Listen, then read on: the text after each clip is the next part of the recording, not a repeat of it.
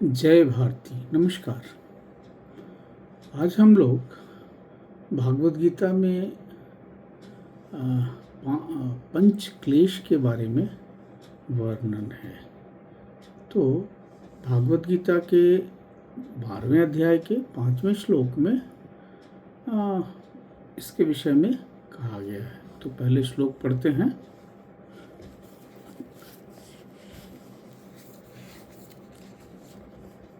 क्लेशो अधिकतर तेषाम् अव्यक्ता आसक्त चेतसाम् अव्यक्ता ही गतिर्दुःखम देहवद्भिर्वाप्यते।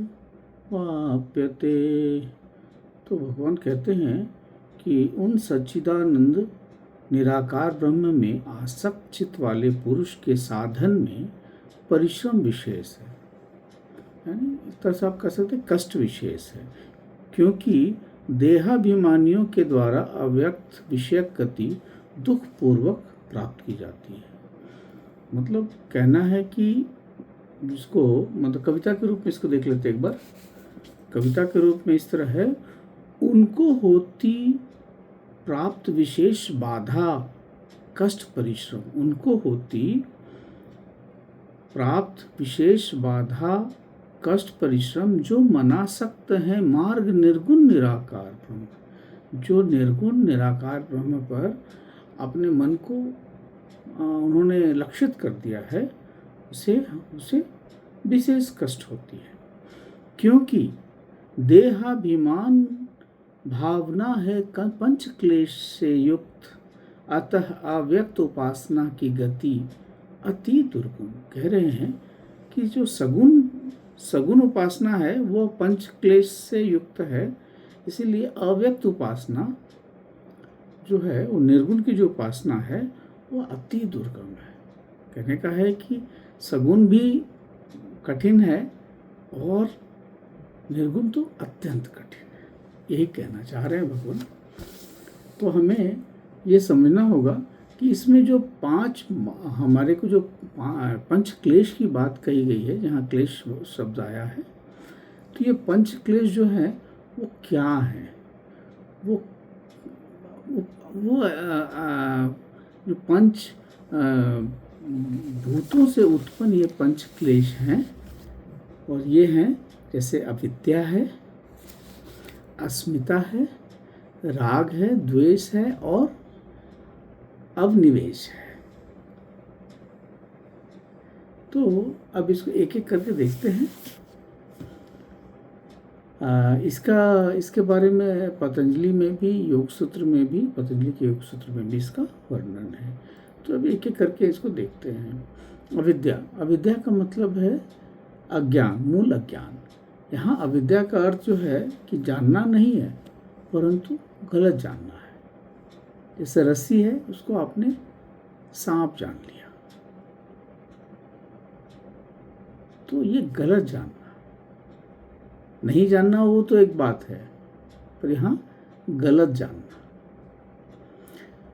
जो नित्य है, आत्मा है, उसे अनित्य समझना है ना। जो अनित्य है जैसे शरीर या संसार, उसको नित्य मान लेना, और जो आत्मा नित्य है उसको अनित्य मान लेना। ये जो भ्रम है, यही वो अविद्या है। तो अविद्या वो चश्मा है जिससे हमें पूरे विश्व को हम गलत दृष्टि से देखते हैं, और जब तक ये चश्मा है तब तक हमारा हर अनुभव गलत है। हम हर बार रस्सी को सांप ही समझेंगे। अच्छा, अस्मिता जो है वह अहंकार है, मतलब मैं का जो पहचान है, कर्तापन, मैं के बारे में वह है कि मैं शरीर हूँ, मैं मन हूँ, मैं करता हूँ, मेरे कारण ये सब हो रहा है, मैं ही साक्षी आत्मा हूँ, मतलब मैं ही हूँ, मैं के बारे में। तो यह बात है कि अस्मिता वो गांठ है जहाँ पे आपको वो मतलब मैं ही कर रहा हूँ सब कुछ, मैं ही सब कुछ हूँ।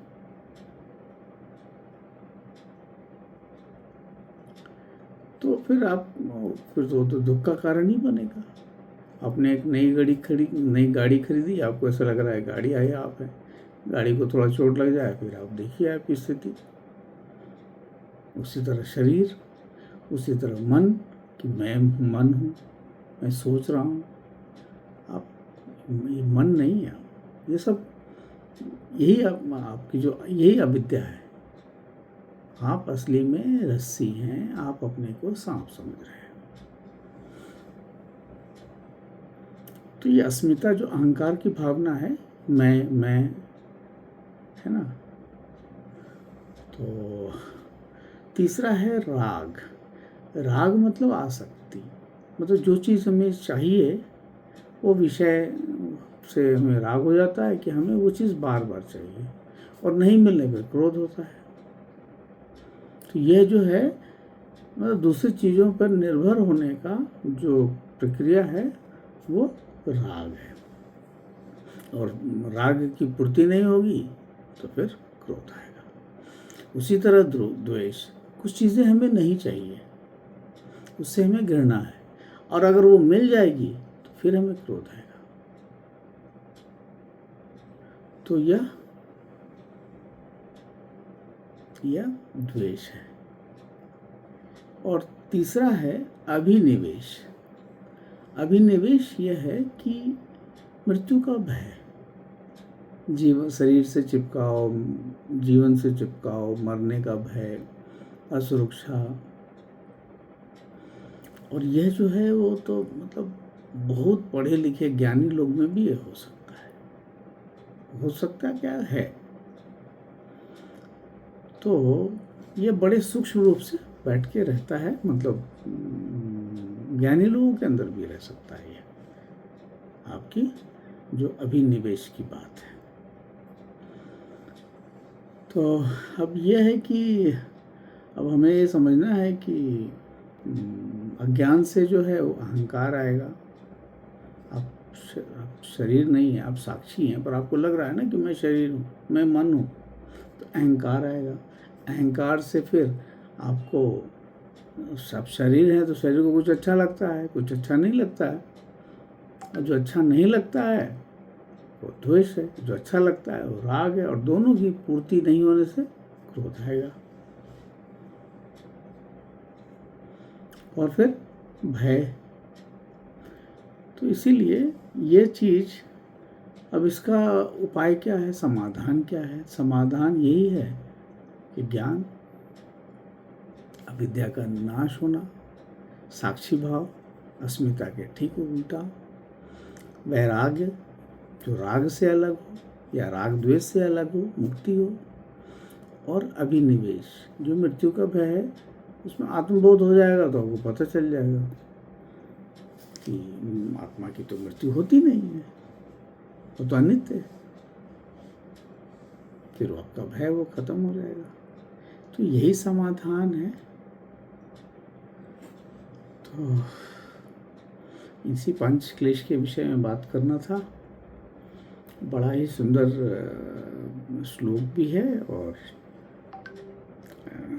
भगवान कृष्ण की बहुत बात ही अनुपम है, तो यह भी उसी तरीके का है। अपनी वाणी को विराम देता हूँ। नमस्कार, जय भारत।